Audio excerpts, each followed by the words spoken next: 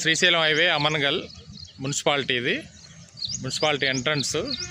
ఇది వచ్చి మనకి హెచ్ఎండే లేఅవుట్ అంతా కూడా రెసిడెన్షియల్ ఏరియా. ఇదంతా మున్సిపాలిటీ ఏరియాలో ఉన్నటువంటి ఇళ్ళకు ఆనుకున్నటువంటి వెంచర్. ఇది హెచ్ఎండే లేఅవుట్, హైవే ఫేసింగ్ ప్రాజెక్టు.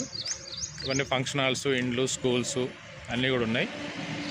ఇక్కడ మనకి ప్రజెంట్ ఇప్పుడు లాంచింగ్ ఆఫర్ కింద 22,000 గజం పెట్టారు హెచ్ఎండి లేఅవుట్.